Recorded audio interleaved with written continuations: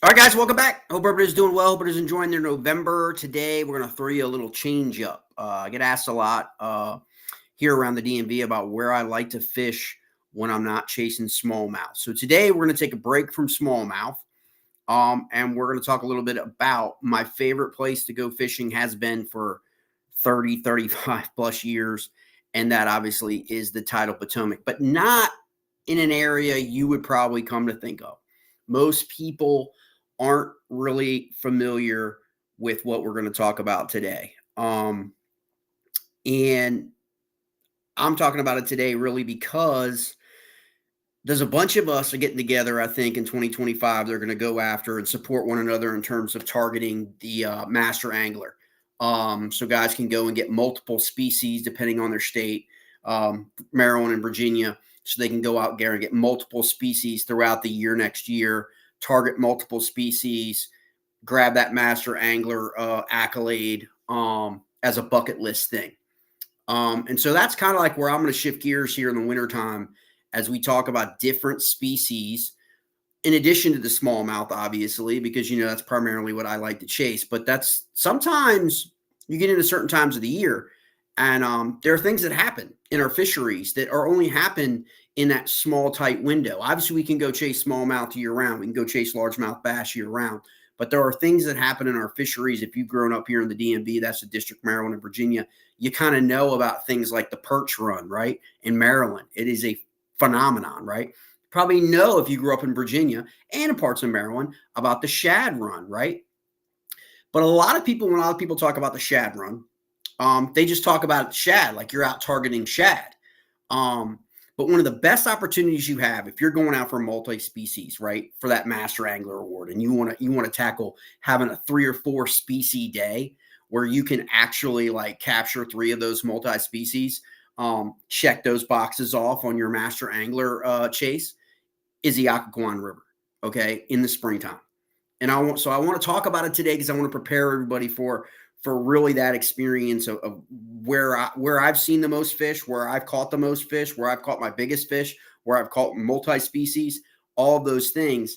And it's a phenomenal area that really is not nearly as talked about for largemouth bass fishing, predominantly because most of the people that fish for largemouth bass launch on the Maryland side of the river. The tournaments launch on the Maryland side of the river. That doesn't mean that these guys aren't running all the way to DC and running all the way up Occoquan and Powell's and all that Potomac Creek and all those creeks. Sure, they are. But you're not going to find that much about the Occoquan, okay? And it really is one of those areas that when it's on, okay? And one of those times is the springtime. And it's not just for the shad run, right? For the hickory shad that are coming up. Remember, you've got hickory shad is predominantly what you're looking at, but there are some American shads. Now, American shad obviously is still a protected species, okay? So the American shad is catch and release only in Virginia. It's got a moratorium on harvesting that. I think the bluebacks and the alewives as well. But they're all in there at the same time come that mid to late February window, okay? And so it's really, really, really an awesome window because what inevitably happens is if they're there, the largemouth are there. And one of the cool things for you guys that are recreational anglers, that aren't tournament anglers, that don't really, that kind of like are just not into that thing, is a lot of this happens before the tournaments really get up and running. I think in 2025, the BFLs start in May, which is kind of on the back end, okay, of your shad runs, which tend to begin, in late February, March, April, right? That, it's about a 6 to 8 week period, okay, that you're going to find, the hickory shad. You will find some American shad too. The American shad tends to come at the back end, to be honest. The American shad tends to prefer that like 62 to 65 degree water temperatures. Okay, so a lot of what I'm going to talk about today is really predicated on water temperature and water clarity, okay? And it all can be thrown in the mix, okay? When you're talking about spring, is there a drought? Is there high water conditions? Has there been a storm? All of these things will factor in. So we're just going to go like the norm, okay? So the norm, basically you'll begin to see hickory shad move up from the Potomac River. Again, they've moved from salty bracket water all the way up to fresh water for their spawn, right? You tend to start to see it when the water temperature is at a consistent 46 to 48 degrees. You'll start to see them. That's going to be the early part, okay? And you tend to not find the largemouth unless there are resident largemouth, okay, in the Occoquan River. When I'm talking about the river, a lot of people get confused because there's the Occoquan Reservoir, which has Fountain Mountain, okay, Fountainhead up above that area, okay, which is totally different, okay. So when most people talk about Occoquan, they talk about that, okay. I don't fish that, all right. Just don't. I don't know why people fish. I mean, there's bigs in there, but most tournaments that go up in there locally and regionally, it's really not a performing area for tournaments. I mean, I'm just saying, most people get pretty frustrated. I prefer to launch below that at Occoquan Regional Park. I'm going to pull the map up. We're going to break down the map. We're going to break down the areas. We're going to talk about it here where you get down in, to those areas where you are going to predominantly find a lot of, say, tournament anglers fishing, in the spring and summertime and places like that. Not to say that you won't in the spring, like in May when the BFLs come. Those are the guys. Those are the guys that are in the know, okay? Because there's big fish in there. And a lot of that is predicated upon their largemouths pre-spawn, okay, feeding up, and then the timing of the shad run, okay? Because these all become targets of opportunity for the largemouth bass, right? You've got hickory shad, American shad, alewife, blueback herring, stripers can move up. It really is all predicated on what you're seeing with that water clarity and that water temperature in February. If we have a really cold winter, which I don't think we're supposed to have, I think it's supposed to be mild, if not milder than last year, at least on the back end, which was an incredible shad run, okay, a longer shad run, because the temperatures and the water temperatures warmed up a little earlier, okay, by about 2 weeks, and then it extended that run.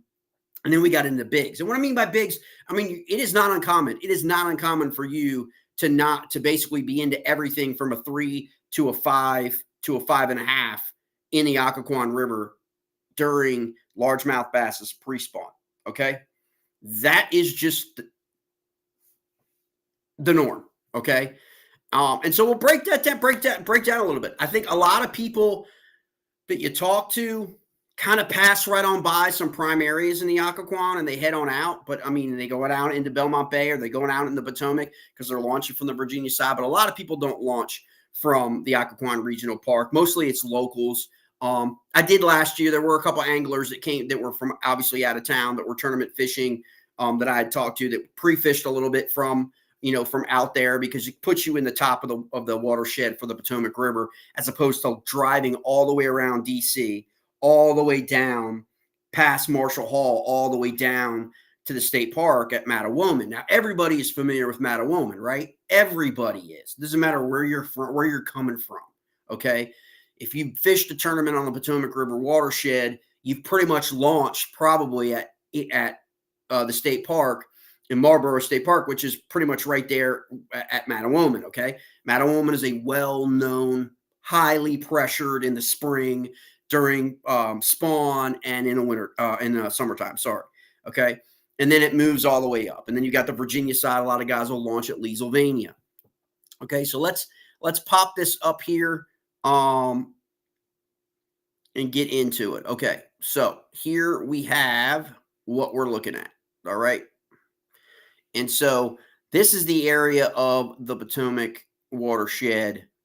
Basically, you've got the line here, right down here. So this is called the Mason Neck Peninsula, okay? That's pretty much what most people, like me from Virginia, we refer to it as the Mason Neck Peninsula, okay? And it's basically, you've got the Mason Neck State Park here. You've also got Potomac Bay, two launching areas that are from in Virginia that you can launch to. But again, you're not finding any tournament launches, major bass, Major League Fishing, NPFL. Hopefully they're coming in the next year or so, but you're not finding that. It's not, it's mostly local recreational anglers, obviously people that are enjoying the river. So it's a lot easier to and less volume. Like Leesylvania is ginormous. State Park in Maryland is ginormous, okay, in terms of the number of anglers you can be putting in, coming in, throughout the year. Recreation, tournament angler. There's probably a tournament, every weekend out of the state park in Mattawoman Creek when we get into like late spring through August, okay? So keep that in mind. And then you have to run all the way on the way across. So it's really great. This is a great little area for local. If you live in Northern Virginia, if you live in, Southern Maryland or in DC in that area, it's really easily accessible from 495 to 95 South. Most people watching this video, if you live in the region, you have driven over where we are talking about, okay? Because if you've gone in 95 South or 95 North, you have crossed that bridge, okay, right smack dab in the middle of this map, okay? And you look left, you look right, and if you're going north and you look left, that's Occoquan going all the way up, and that's where the Shad Run is running all the way up. If you're looking to the right, that's out into the Belmont, down towards the bay, okay? Belmont Bay, and then out towards, ultimately, the tidal Potomac. Now, all of this is tidal, okay? So keep that in mind. So when you're thinking about this and you're planning this wintertime for this particular adventure, understand you've got a lot of dynamics here. And this is why I love this area, okay? Because so many areas in the Potomac watershed are what I like to call one-dimensional, okay? And you're going to find that. A lot of guys will just go shallow. They'll just go shallow fishing, right? They'll just go frog fishing in the Potomac, hitting the grass, hitting the milfoil, right? They're just going to hit, that's just, when they think Potomac, they think frog, okay? And that's great. That can be a great bite, right?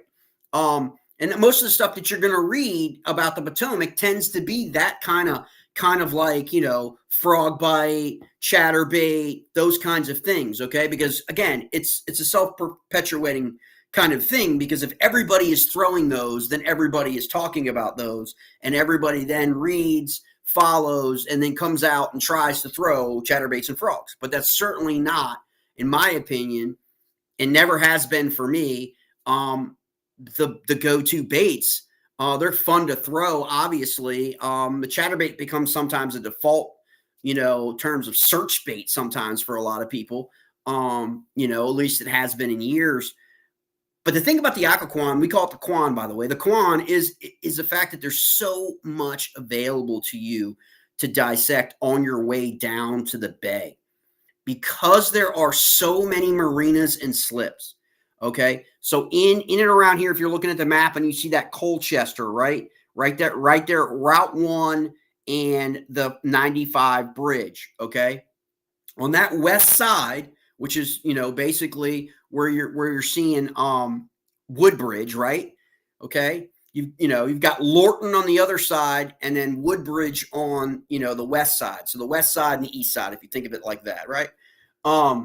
You've got Hoffmaster's Marina, which is 135 slips. Okay, and so you've got that positioned right near the Occoquan Harbor. Okay, which is basically 150 some odd slips. Okay, it's smacked right there between those two bridges. Okay, and then of course deeper down below where you see that anchor before you get right there where it says the Osprey at Belmont Bay on the map, you've got the Belmont Bay Marina, and that is really your deep water marina.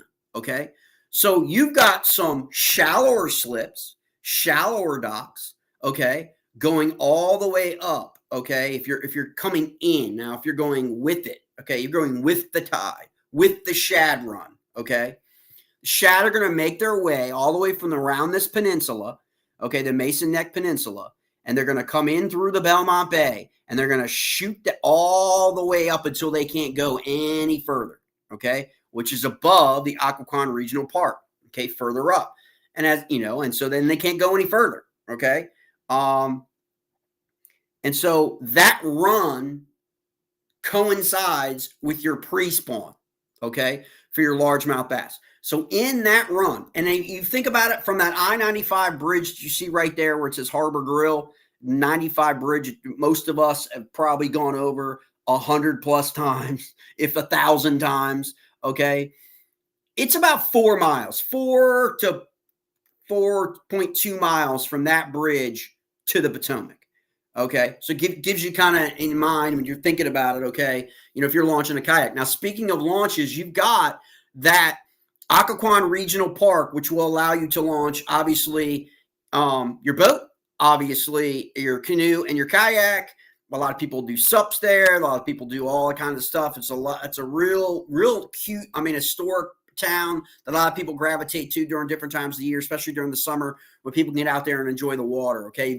You'll also deal with a lot of people fishing from banks throughout the Shad Run. You've got guys wade fishing throughout the Shad Run. So keep that in mind. This is a place that draws a lot of people in the know.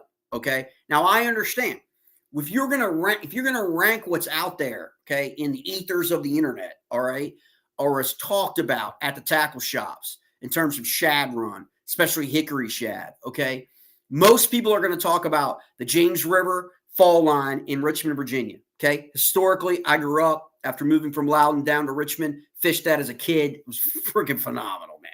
Okay. It's just that they come right up to the fall line and they crash the fall line, right? It's pretty much easy pickings. All right. Probably lesser extent nowadays than 20 years ago, but that has to do with the habitat and has to do with their actual population densities. Then you also have the Rappahannock, which does the same thing at the Fredericksburg fall line. Okay. The Rappahannock River, right? You got the Matt, which is the Mattaponi. A lot of us call it the Matt. You've got a couple other smaller inland areas where they'll make their runs up.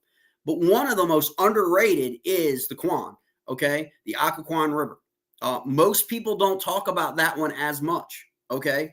And I think it's a missed opportunity, not only for master anglers who want to get out there and get their target shad, hopefully snag an American shad. Remember, that's catch and release only. There's a moratorium on the American shads. You want to make sure you get that back in the water, okay?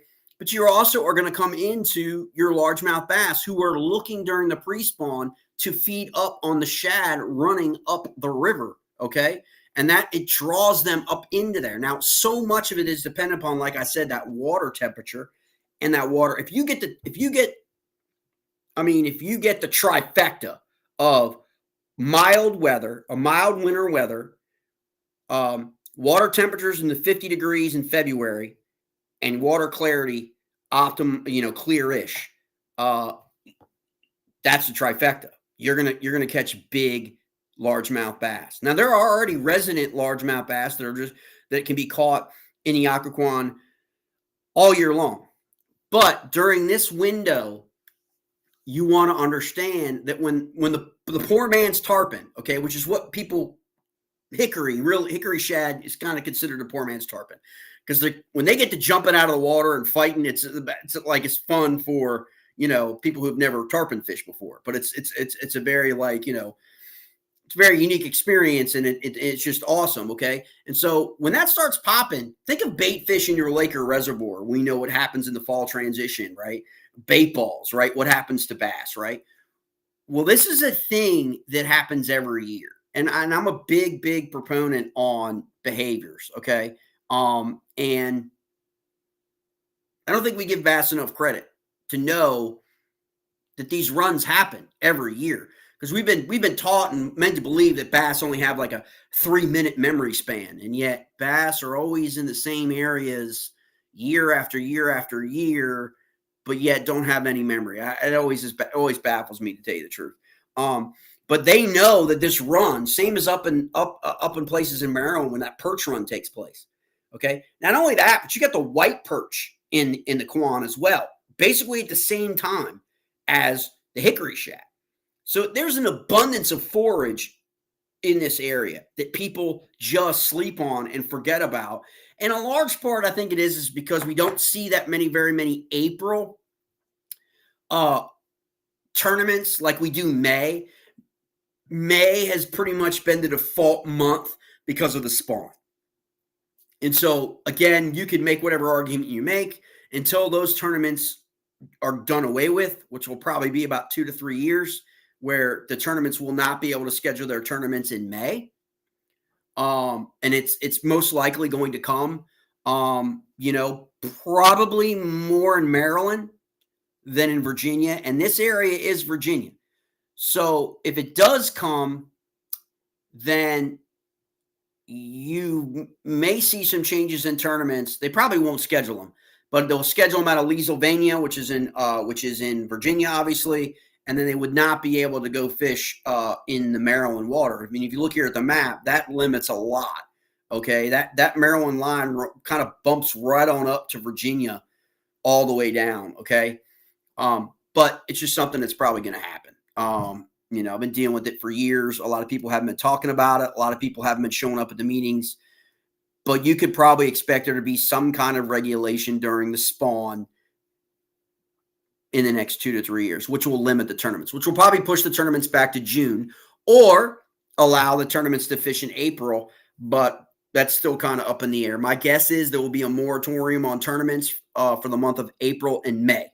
That's my guess based on what I'm hearing.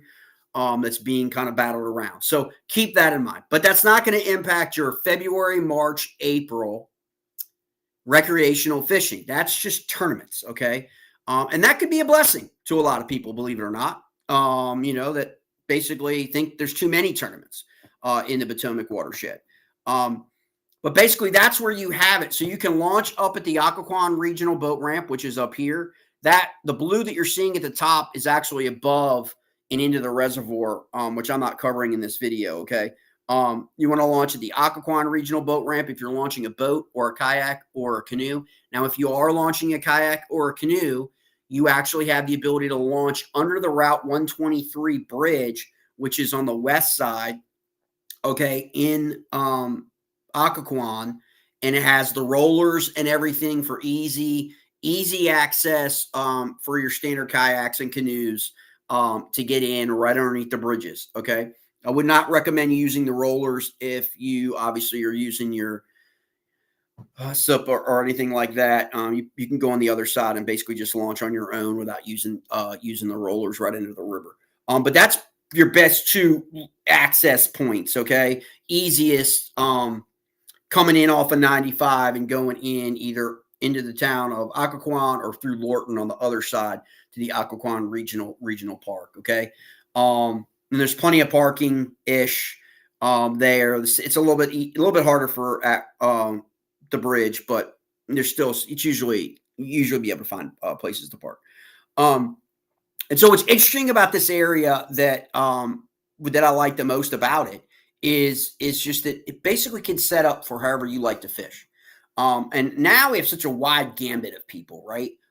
In the fishing community that, we've seen all these crazes from baits from different power bait, finesse, glide bait, all of these things kind of crashed down upon the community here in the last decade, right? Of just so many opportunities, so many baits, so many presentations, pull your hair out trying to figure it out. And guys come here and spend weeks at a time, 7 to 10 days to try and dial in the Potomac watershed before their major events and still come up short. It's just one of those things. Now, when you hop on the Occoquan in February, obviously I'm hoping for having another mild winter so we get that initial start in February and we run through March and April, okay? Because that'll pull the largemouth bass up in, to those areas. Now, a lot of those largemouth bass will leave. They will go back out to the flats, okay? They will go back out to Belmont Bay. They will go back out to spawn themselves, okay? There are some that I've seen, but it's not a pattern or really prolific in terms of, it's kind of interesting what you find about the resident, in my opinion, the resident largemouth bass in the Quan. I believe they move out to Belmont Bay or even move out as far as Canes Creek, which is above Mason, to spawn. And then they'll move back to the creek. They'll move back up to the river. Because this river is rich in a lot of structure. So if you're a structure guy, if you like pitching docks, right? If you like flipping docks, you've got literally 350 boat slips, okay, from the launch point. Then you've got You've got your pylon. You've got all the pilings. You've got all that from the bridges, 3 bridges. Okay. You've got a tons of structure, man-made structure, you know, that you can work if that's your poison, right? As you work your way down to Belmont Bay and then into the Potomac. Okay. And so it's just one of those areas that it baffles me is a lot of times guys do not talk about it. And it strikes me as, crazy because for me, 90% of my largemouth bass on the tidal Potomac that are north of 5 pounds have come from this area. Okay. And it's right off the docks. And not every dock, okay, not every dock is going to be holding fish. Okay. It's just not. All right. And so part of that is understanding the differences in how you want to attack your docks. Okay. As you're going down. Now, as you get further down towards Belmont Bay, then this is where a lot of the guys that I know that have just now in the last 2 to 3 years kind of dived into live scope a bit. That's where they're becoming a lot more successful. Okay. Especially pre-spawn. All right. Because the transition of the males feeding and the females are up feeding up while the males are making the beds and the flats and near the depressions and the deeper drop-offs and the grass beds and all that stuff. This is what happens. Okay. And so now that technology has afforded people the opportunity to locate areas, especially in the bay, that they may have overlooked in years past as they're making their way out to the main channel and going to other parts of the river. Okay. And this is probably why you haven't heard very many people talk about the Quan. Okay. And I also believe there's a little dynamic to it that over time that, pressure, when all the pressure points are pressured all over a fishery, what's the impact on your bass populations? And do they figure that out? And do they go other areas? I don't know. But it just seems like, you can get into bigger fish, and I think in a couple of events here over the last 2 years, guys have gone in there and they've gotten a big fish or two and then moved out and fished other areas. And so when you're working those docks, for me, let's get into a little bit about the different things for me in my experience. Okay. Because they're not all the same. Like for example, I don't think I've caught a single bass, probably more than like 1.5 pounds on the Maryland side, say Mattawoman, the Chick, with a swim bait. But yet on the Virginia side and up in the Quan, it is absolutely totally different. My assessment of that situation is it's because of the Shad Run. It's because of the forage species. And so when you're talking about, a hickory shad, American shad, hickory shad running up in volume, okay, making their run all the way up, this is where your swim baits and your glide baits become your jam, okay? You can leave the finesse. You can leave the finesse at home, okay, during the Shad Run, all right, because you're going big dog hunting. Like you know that the bigs are out munching, okay, to get ready for spawn, all right, and they're fattening up for spawn, so they're going after that hickory shad, the American shad, to a lesser extent, depending on the year, because some years are better than others. You got some blueback up in there, alewife, like I said, but you also have the white perch. They'll be chewing on that white perch. Those white perch that are like 6, like 4 to like whatever 8, whatever it is, like, what I'm saying. They'll those are easy lunches. So basically becomes varying your sizes of your swim baits. Okay, right off those docks. Okay. Now I got some other bait. I'm going to show you a baits that have all caught fish on the Occoquan. Okay, the style of baits and presentations, so you kind of understand. But the swim bait, in terms of coloration patterns, guys with swim baits, I don't know. I think it's a lot of times it's definitely a lot more action and movement. The same way with throwing into a bait ball, in your lake or reservoir during that time of year. But probably hard bait wise, your swim bait and your jerk bait are your two most effective, okay, in the Occoquan, working that water in those docks. And like I said before, I mean, it's a lot of it's trial and error, but the tips I can give you the most is about look for that deeper marine, look for that dock and deeper water, okay? Because what's going to happen is that bass is going to move up with that shad run. They're going to be feeding up, and when they're not feeding, they're going to want to be with some cover and in some deeper water, okay? They're not going to want to be all the way up towards the park and going all the way up following the shad necessarily. They're going to be picking that shad off once you start getting to those boat slips. And so my advice is work your way down from the park. As you launch, you can work your way down to the end, to the last of the the slips, and then go back up, or you could just work your way down. But you want to look for those docks that are longer. Now, most of them are pretty consistent. There are some things you kind of get there. You could probably do Google Earth and kind of figure out and mark your docks that you want to hit first. But you want to look for the docks that are in deeper water and obviously have some kind of protrusion. They're either just a little bit deeper out in the water, or that dock that like sometimes is kind of tucked back, but that tide comes in, okay? And so you can see that more times when you're coming back to the ramp. But as that tide comes in and that tide pushes up a lot of times against those docks, then there's that back, kind of like a back float, right? As a smallie guy, I would call it like kind of like an artificial eddy. Like it's like the flow hits the docks and then comes back. Okay. And as that settles down, a lot of times you're going to find that your largemouth bass in those areas. Okay. Because it had higher water and now the tide's changing and then they're going to move away.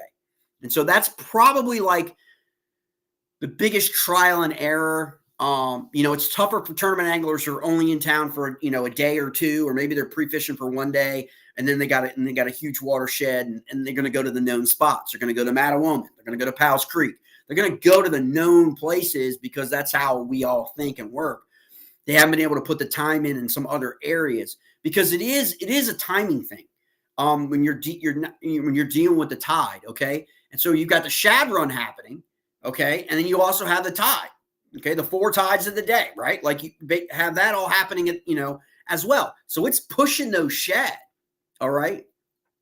And so you want to be able to find, okay, where the largemouth are, in retrospect to the shad, okay? And so where they, they're going to be opportunistic, but they're not going to take a lot of, unnecessary risks in their mind, right? Which is why they want that deep, that deeper water into a dock area, okay?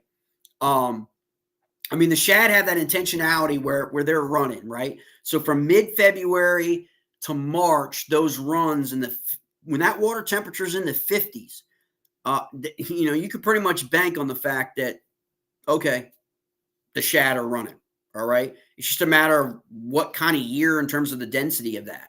And then in relation to the largemouth bass, is their spawn typically is April. From the first full moon of April, kind of is your okay. So, but it also can be delayed by an excessive winter, excessive rain, early spring, late winter, early spring storms. The water temperature is lower than it typically is. That can get pushed off as well. But the first full moon of April tends to be like, okay, we can start thinking about changing up to sight fishing and spawn and that kind of fishing when we're talking about the broader watershed. But during that pre-spawn, they are going to come up and feed all the way up. When we've seen largemouth bass all the way above the Occoquan Regional Park, okay, they will come all the way up to fatten up. The shad, obviously, they're in that migratory pattern. They're moving and moving and moving until they can't move anymore. Okay, and basically that's when they're going to do, they're spawning. Like I said before, you've got basically got stages where the hickory, the hickory and the other species are more or less in that 60 to, or 50 to 60 degree optimum temperature. And then your American shad are going to be in that 63 to 65. So the Quan offers you the opportunity to get a hickory shad, to get an American shad, to get a white perch, to get a largemouth bass, right? And so it's just one of those areas where in the spring, if you're chasing that master angler, you like, and depending on what species are included in that in your state, from Maryland and from Virginia, you got an opportunity to at best checking one off, right? But you could easily check 3 or 4 off, on one trip. And that's what I think is really, really unique in that 6-week window, really 6 to 8 weeks. But again, depending on the weather, what happens. So I showed you that one swim bait, and then some of the other shads. Obviously, to me, that's one of the best places to go. If you've never swim bait, if you're still learning, or you just have never tied on a swim bait, that's the best place and the best time to go is in the spring to learn. You got a new rod and you've got some new swim baits, you got to just have a go, okay, and have some fun. Because if you get in and around those shad, you're going to get into some largemouth bass on that swim bait, okay, because they're going to be feeding on them. And so you can find those swim bait patterns that are going to be a lot, any kind of shad pattern, okay, is basically, it doesn't have to be like dialed in directly to the hickory or the American, but you basically will find that even your 2-pound 2-pound largemouth will have no problem hitting a 4, a 5, a 6, or even a 7 swim bait, okay, during that time. Okay, because they're predisposed to feed up, right? And so one of the ones, here's a cool pattern, what you're going to find is throughout that run, the shad are going to get beat up, right? And so another one opportunity is anything you got a bone, any kind of bone that you can put red on, is going to be, like a wounded shad, anything like that. That is going to be. Again, I prefer, you want to draw them in. So you want some knockers. Me, I prefer knockers over rattles, okay? Now, I know what some people are going to say. Jay, I'm not throwing a 6-inch, okay? I'm not throwing that. I'm not gonna throw swim bait. And I get it. I used to be the same way. I used to be like, man, I'm not gonna catch any smallmouth on a freaking, a 6-inch, 6.5 or a 7-inch swim bait. And then lo and behold, you will catch smallmouth, okay? And so that kind of like changed my mindset about going ahead and adding swim baits to my arsenal, and I can also use during this time for largemouth. But yeah, I've predominantly been predisposed in that 4-inch kind of like swim bait zone, okay? And again, but anywhere from 4 to 7, guys, okay? Like I said, they're target of opportunities. It's just like the bait ball. It's just like the bait fish in your reservoir. It could be Lake Anna, Hunting Run for blueback. It could be whatever. Okay, when that stuff's on, then they're not discriminating. Okay, they're looking for movement. Okay, and targets of opportunity. All right. One of the other ones I have, I'm not really. You guys know this if you've been watching this channel for more than a blink. I'm really not that enamored with like, a lot of the baits that some of the brands try to sell to us. And probably one of those brands is Berkeley. Okay. Trust me, I'll never be sponsored by Berkeley ever, no matter what, because I'm not really a big fan of a lot of their baits. I'm just not over the year. It just never really fit me, my style and all that. Phenomenal brand. People love it. Great. But I will say this, in places like the Occoquan, okay, and also some other places in the tidal Potomac watershed, one of the best baits out there, guys, that you should be able to easily pick up. Most of my swim baits are custom swim baits, okay, or they're from Japan. They're swimmers from Japan, like from depths that are $70, $80, $90 a piece, and a lot of people aren't going to gravitate to that. I understand that. And if you're not willing to like consider, your north of $40 swim bait all the way to 200, the simplest solution is your Nessies. Okay. And I say that because they catch fish. Okay.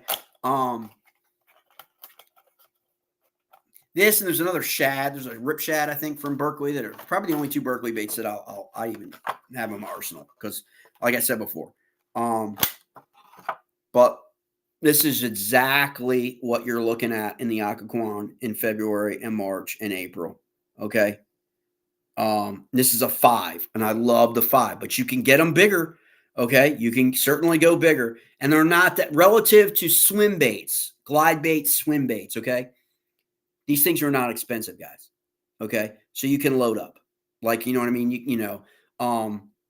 In the event that you lose one, in the event when you're out, I mean, it's not the same of, making sure. For me, it's one of those things where, when you're rolling out there with a $70 to a $200 swim bait, you got to make sure that everything else is dialed in. I mean, you basically want to make sure you check out resources, on YouTube for the like Tactical Bassin, for example, for like swim baits. Just go back through their library. They've been doing it for years because you do need to make sure your rod is dialed in. You do need to make sure that you're throwing the right kind of line. Because, you don't want to lose the $80 swim bait. Okay. These a little bit less confined because of their cost. I know these were sold out for a couple of months. About a year. Like, I'm pretty sure they're now, there's another craze has come along because these have been out now, I think, for about a year or two. You can pick these up, probably Tackle Warehouse, Bass Pro Shops. But definitely, it's a soft glide bait. Okay. Nessie. And this is a 5. Okay. I prefer the 5. All right. But again, to each is his own, right? Now, from the jerkbait side, again, it's the same thing, guys, as out on your reservoir or out on your lake. Okay, with the bait balls and guys that you'll see that are jerkbait fishing. It's one of my favorite ways to catch smallmouth bass is with a jerkbait. It doesn't matter what's in an impoundment or a river, but the same thing applies to the Occoquan in the spring during the hickory shad run. Okay, those shad are going to be everywhere moving. Okay, and so you've got a lot of that happening. There's a lot of activity and a lot of action happening. Okay.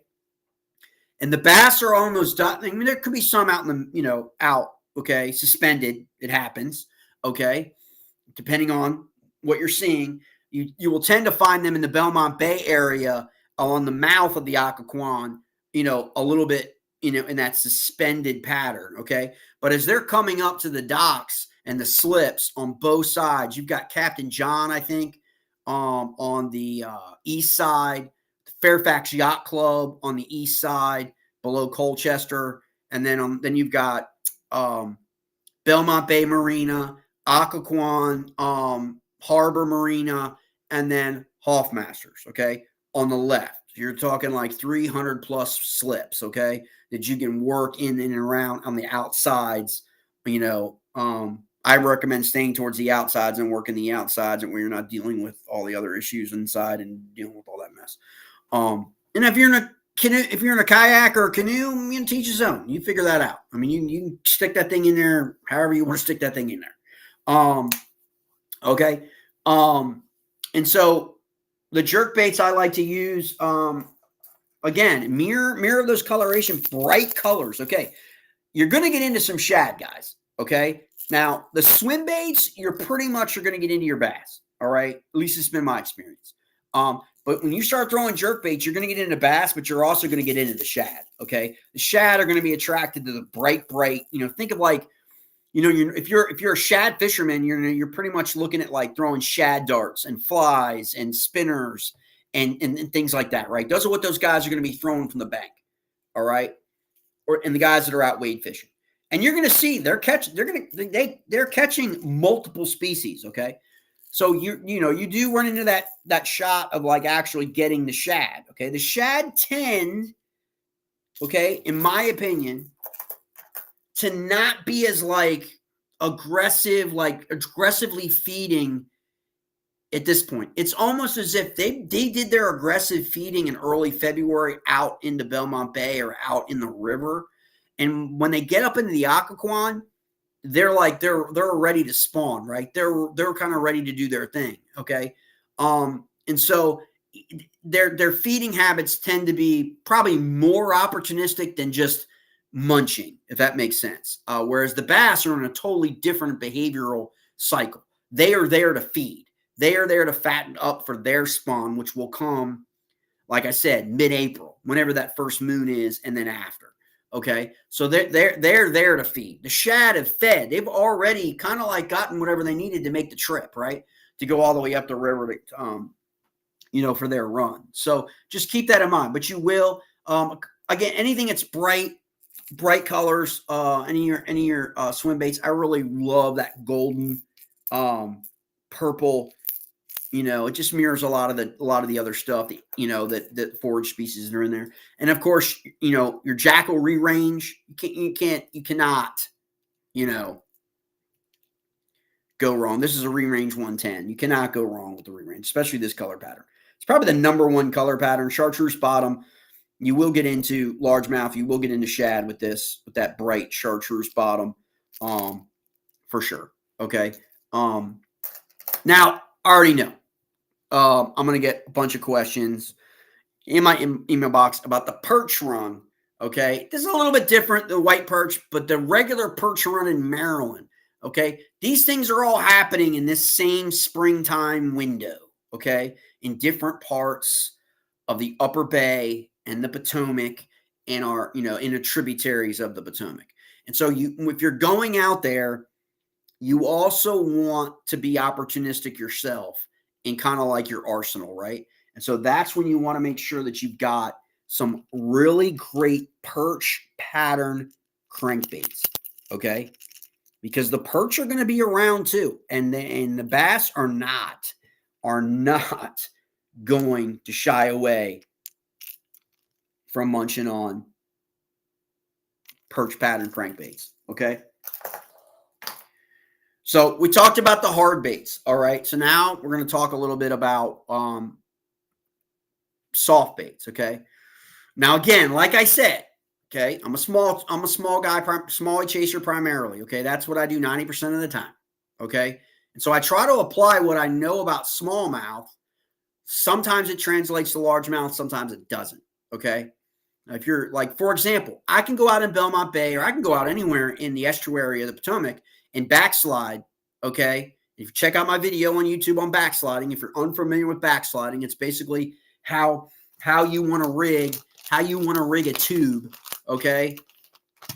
All right, how you want to rig a tube, okay? Now, everybody knows smallies love tubes, right? It's a go-to. Potomac River, doesn't matter. Potomac River, New River, James River, doesn't matter. Rappahannock, doesn't matter, okay? How you present it, though, okay, is how you differentiate yourself from everybody else in the fishery, okay? And backsliding in terms of rigging it, so you're backsliding that tube in the grass, out of the grass, okay, is one technique that's going to get you bit, because you're not going to find that many other people fishing a tube or fishing any kind of finessey baits using the backslide technique, okay? And it's just one of the most effective ways that you are going to get bit, because it's something the fish just aren't used to seeing, right? And it's all just a different kind of physics, if you will, of it coming out. So this is a Raid Buggy Crawl. It's probably one of my favorite. So thick. It's so thick that basically, it just basically, you're not going to be rolling through these baits. I understand a lot of the Raid baits, have been sold out in a lot of places, and they're not cheap. You know what I mean? They're $10, $10.99, $12.99 in some places, but they last quite a bit. So you can just check out this right here. This is the pile shrimp color, which is a lot like green pumpkin brown. You're not going to go wrong with that. And again, that's stealing from my smallmouth arsenal. You can look for black and blue colors or basically, the go-to. black and blue, green pumpkin, and watermelon, probably a little watermelon red flake. They're probably the three main staple coloration patterns for the last 30 plus years for the Tidal Potomac for me. I'm sure there are other people who have some other, preferences as well, but you can't go wrong with any of those really. One of the other baits, again, this is the Raid Buggy Crawl, okay?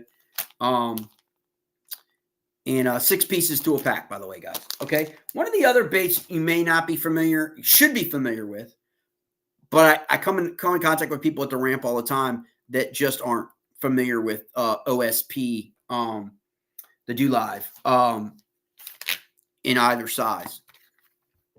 And this is another one. Okay. So you want to check out the OSP. This is a 4-inch. Okay. And then I also have the 3-inch. All right. And so this one's incredible for the Tidal Potomac, by the way. And I'll message all this stuff down, or I'll post all this stuff down on the bottom. But this basically is a green pumpkin cinnamon with blue flake. I don't know if you can see that really good in there. But it's a crazy color. And again, always with my green pumpkin brown. Okay. And those are just 2. Again, because, you're looking at February, March, April, okay? So early on in that run, okay, I'm going to work the swim bait, okay? And the reason why I'm going to work the swim bait early on in the run, guys, is because the bass are moving up and the run is just beginning, okay? So a lot of fish are coming in. They're coming in waves, okay? So there's a lot of activity in the river, okay? And so I want to use the swim bait. But as you get deeper into the run, and a lot of times the shad, the density of the run begins to subside a little bit.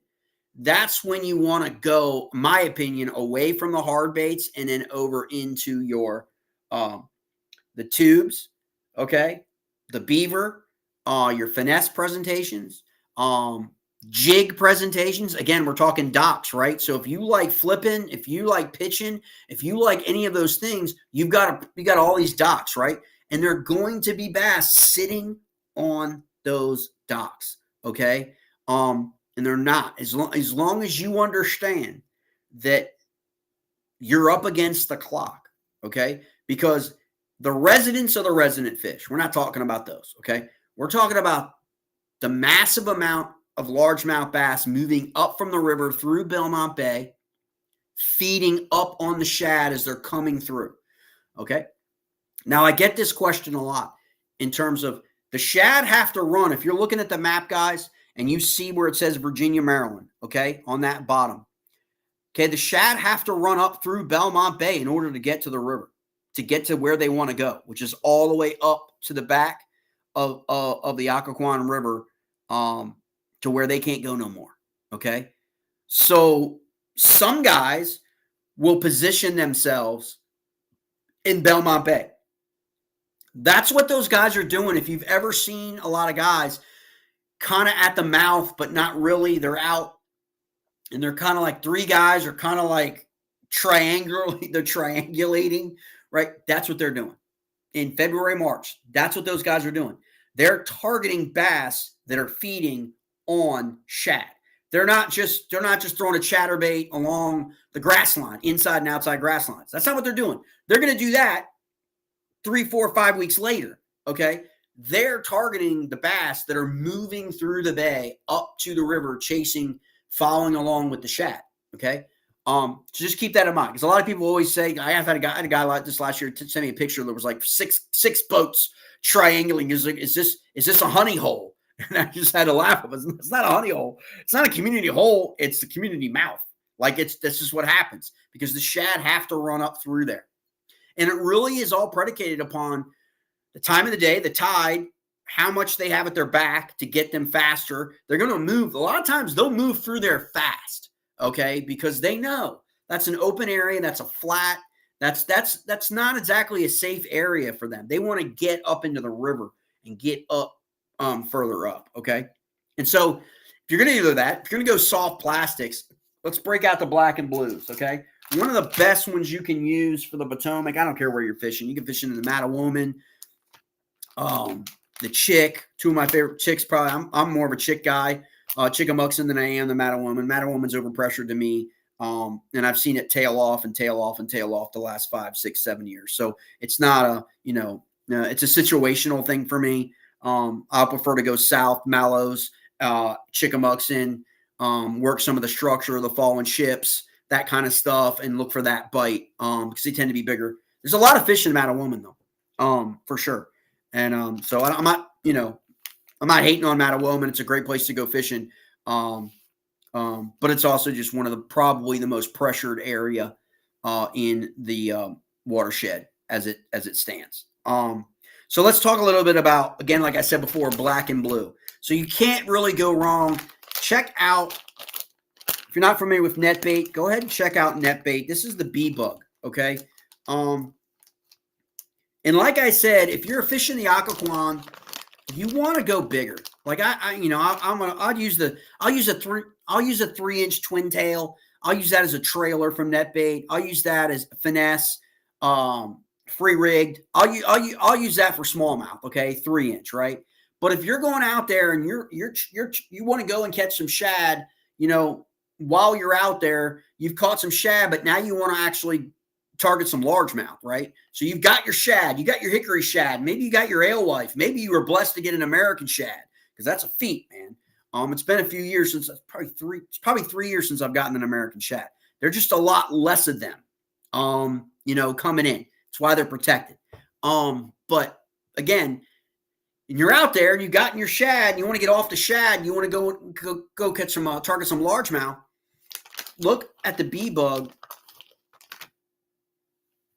from netbait. Look at that, black and blue, just a perfect smoky blue purple color. Okay, it's an outstanding bait. Okay, it's probably not, the brand's not as sexy probably as a lot of other brands that are well known. The way it is. Baits catch fishermen, right? Like, but it's just made and scented.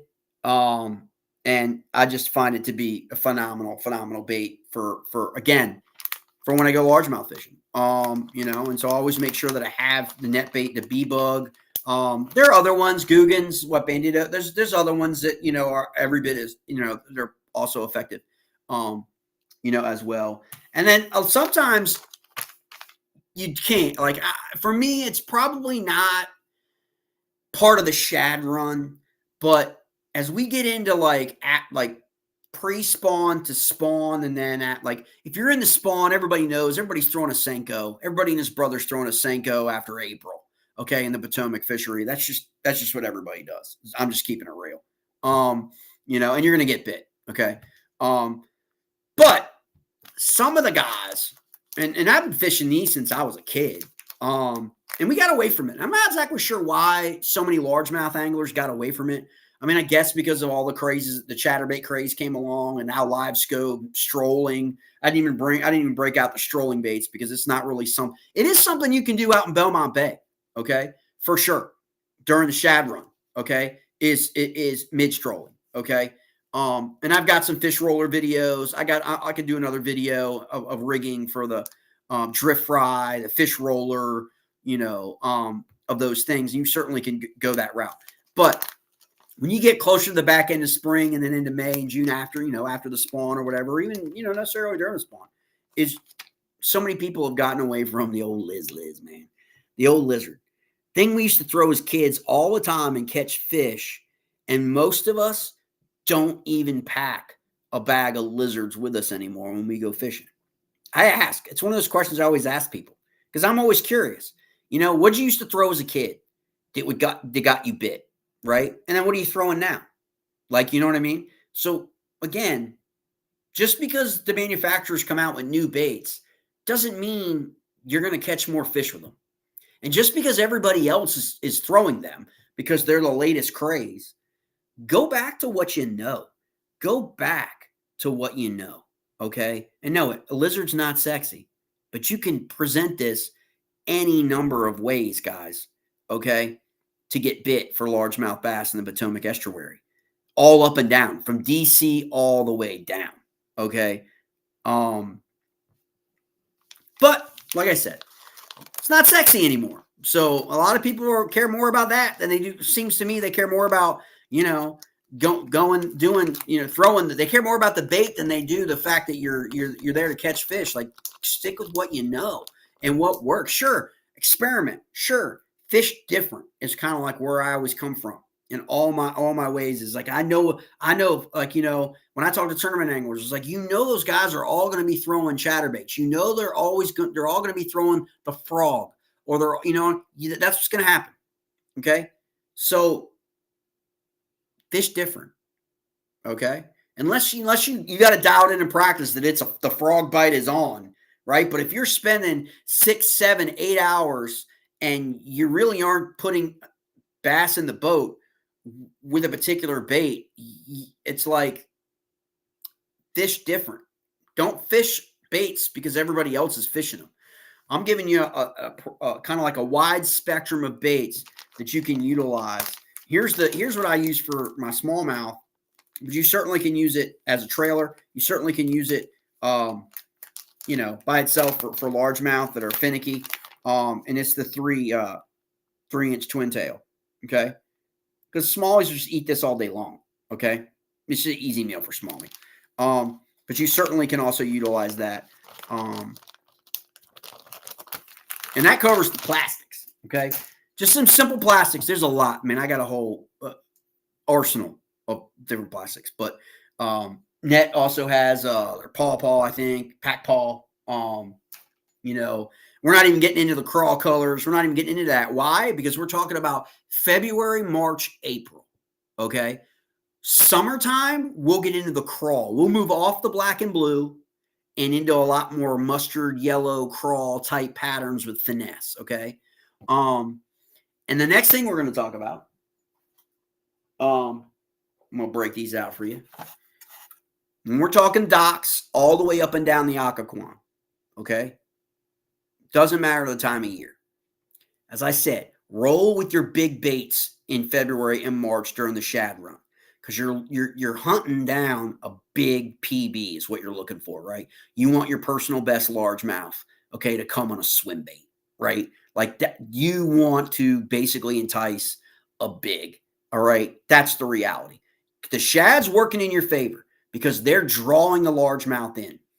Don't go small baits, okay? Right? Go to catch that big, all right? And so use the swim baits and the glide baits, okay, or any other top water, you know, that's a little bit bigger.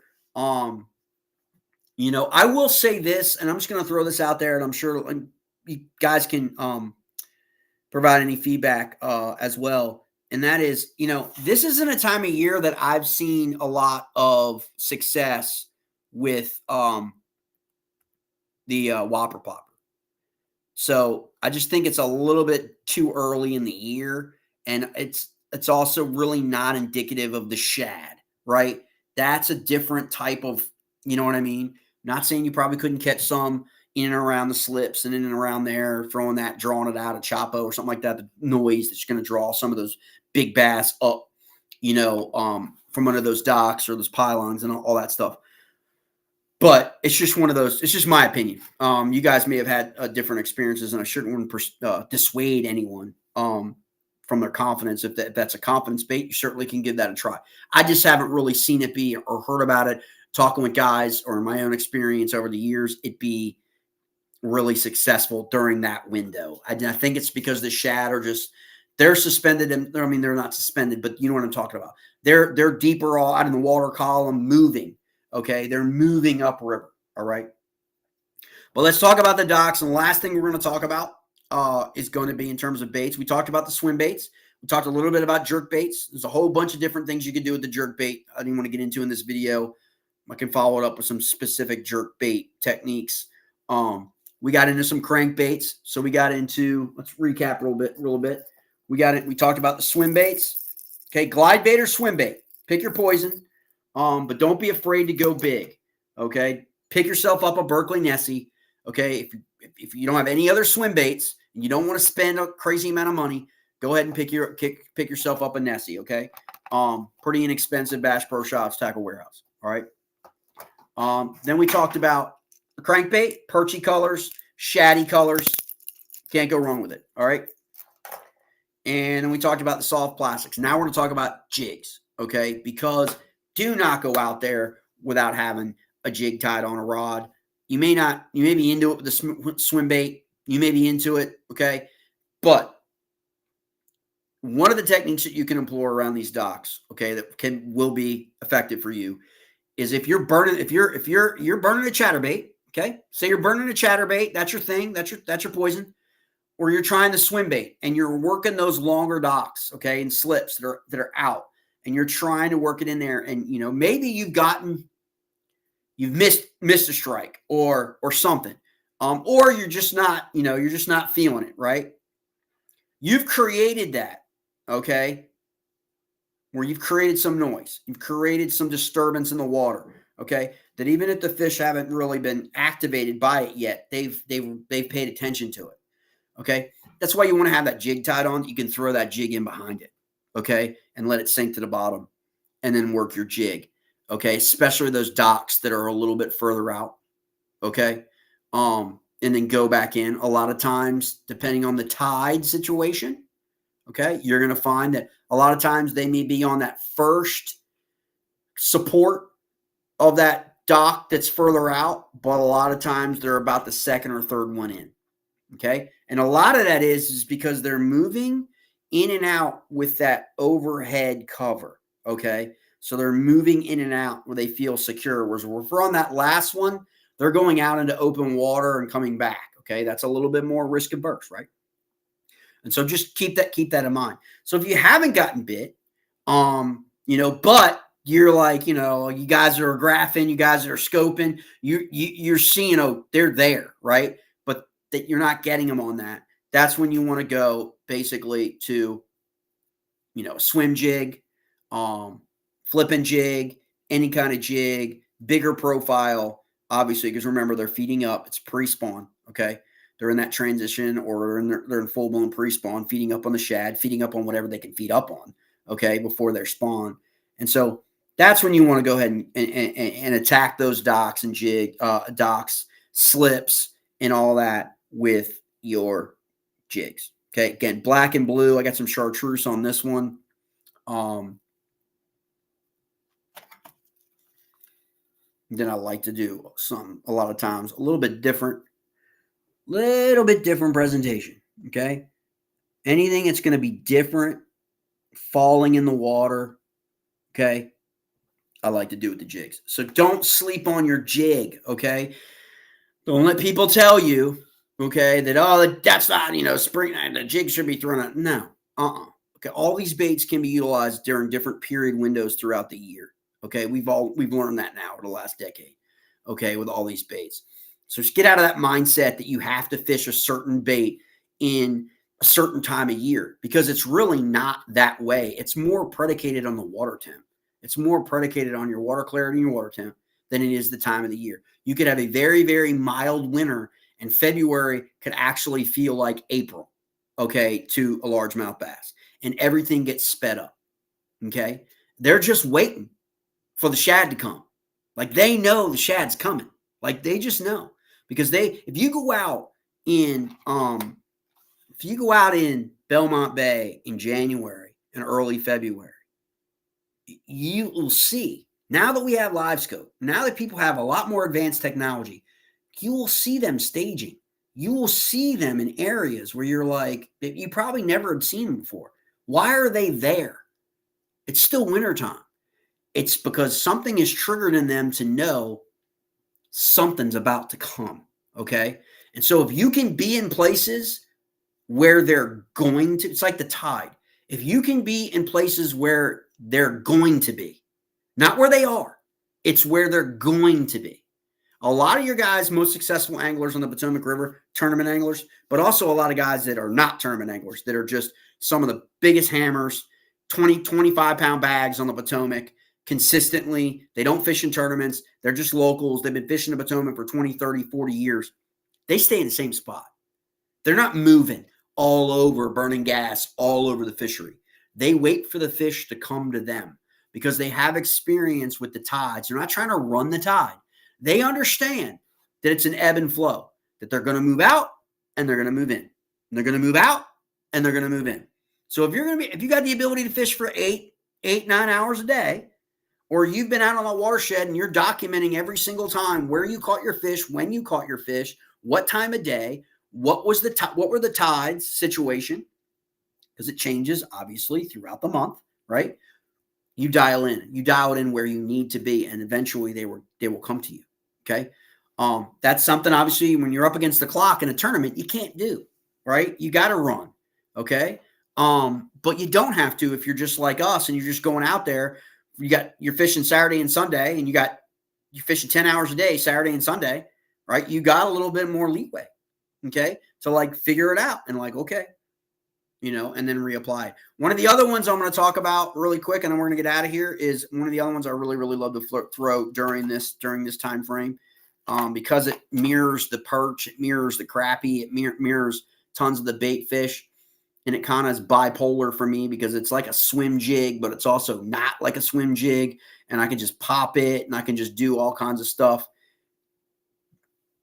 So it's got a hard paddle tail, got a trailer hook on there. All right. For any of the largemouth that want to swipe at it. All right. And it's a lot in the water. This color is a lot. If I don't, I'll go with the chartreuse. The chartreuse one, I will tell you though, will attract your shad. Okay.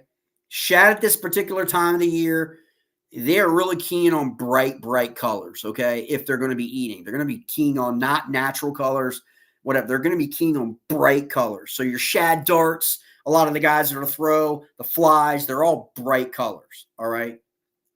And so I'll do a chartreuse pattern, okay? And then obviously, you guys know this without me having to tell you, obviously going to roll with the black and blue, all right?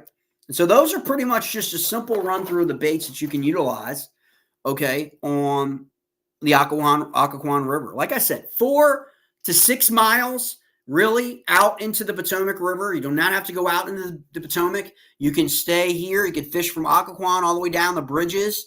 You can attack it over a couple days, in terms of during the run, or if you only have one day, you've got your bridges you can fish. You've also got all the docks that are along the west side. And then you've got the Fairfax Yacht Club, and you've got the Captain John's over on the opposite side.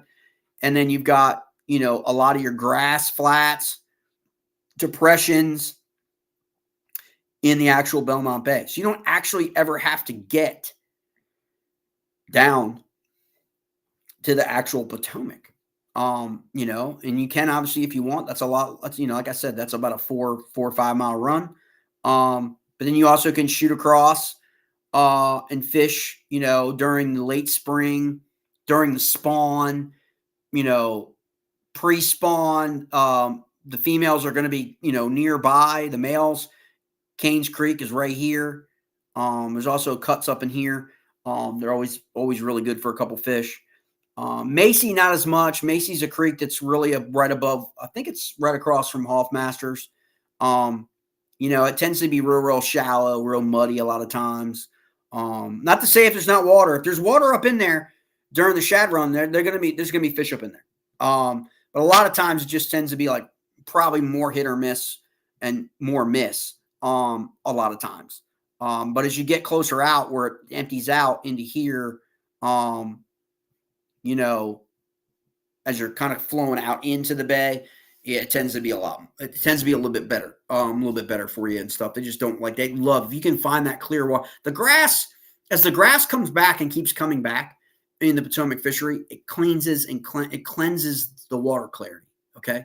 And so that's the biggest downside to losing grass in areas of your fishery is your water tends to stay dirtier longer because your grass acts like a filter. Okay. And so when you have that coming back, like we had the last 2 years, the water tends to get clearer faster. Right. And so if you got that clear water at that mouth, okay, that's going to be an optimal roaming ground. It's going to be, a transition area. Okay. Yeah. So I just want you guys, once you guys start thinking about that, when you plan on your 2025 fishing adventures, especially like I said, if you're going out for that master angler next year, and you want to knock out multi-species, this is one area where you can do it, guys. You certainly can. Who knows? You may be able to get into some catfish. You never know. You never know what happens. Really all depends on what's happening in the fishery. Um, and so you can basically bucket list and check some of these shad, the alewife, white perch, largemouth bass. Sorry guys, no smallmouth bass in this one. But you can check off some of these other species and get you rolling early in the year, get you started off, kicked off just right, and then you can hit me up and we'll go fishing for some smallmouth. So you can check off your smallmouth off your list. But again, I want to thank everybody. This is Put It on the Map series. This is the Occoquan River, part of the Potomac River estuary, Potomac River watershed. It's probably one of the least known for the Shad Run in Virginia, as I covered. But the populations of shad that have been moving up into this area have seemed to be getting bigger and bigger each year, unlike some of the other areas. I don't know if that's a product of it not being as pressured. I don't know. But it's just an awesome opportunity for you to get out there, launch from the Occoquan Regional Park, get you down in there. It's a beautiful place to fish. Love to fish it, during the fall. I love it because it's just easily accessible, guys. It's right off 95. So if you're coming from up north, just come down 95 south, or 495 to 95 south. If you're coming from down south, just come straight up 95 north until you see the exits for Lorton. You'll see exit for Mason Neck if you want to go over to the Mason Neck, Mason Neck State Park and come in from the Belmont Bay on the east side. You can follow the signs to the town of Occoquan. And if you want to launch your kayak from the Route 123 bridge and enjoy a day, in the fall, it's freaking beautiful to be out there with all the leaves and all that's falling and everything that's happened. Even in December, it's just, if we have one of these mild winters, it could be a great experience in getting on some fish. So I want to thank everybody. I can't thank everyone enough. Let me also thank Power Queen Battery for everything that they have done for this channel, for our smallmouth series as well. You can support Power Queen. You can support this channel. You can support the Smallie Chaser River Bassin series by using this QR code to get your promo deal on your next 12.8 volt 100 amp hour battery. These batteries are phenomenal, guys. We've gotten some people that have replaced their well-known brand batteries for the new Power Queen push that's happened here in the last year. They're winning people over left and right because they're the value is there and the quality is there, and their low temp trolling motor battery is phenomenal. So check that out. Use that QR code here, or if you need a direct link, you can message me, Facebook, JL Scott Fishing and Eats, or on the Smallie Chaser River Bassin Facebook page, and I will send you a direct link that'll take you to the current promo and the current deals that exist right now for Power Queen heading into the fall. Expo season coming up. Hopefully, I look forward to seeing some of you guys and meeting a lot of new people at the expos coming up. We will get back to our part 2 of the Upper Potomac watershed for smallmouth in the next published edition of Put It on the Map. Hope everybody has a great day. Again, if you ever have any questions about anything covered in there in the video, you can reach out to me anytime. Just comment in the video on YouTube or send me DM messages. You can find me on Instagram, TikTok, and Facebook. So hope everybody enjoyed this. Hope you guys got something out of it. And I hope you guys that are looking to fish the Shad Run in 2025 have a great experience. I look forward to seeing a lot of guys. Please send me your photos. Send me your pics. If you ever are out, if you ever use Put It on the Map series and you've gotten out there and you've caught some fish, I always enjoy the feedback. I always enjoy seeing guys getting put on fish, especially with baits that I've recommended or locations or all that good mess. Appreciate it. We'll see you next time.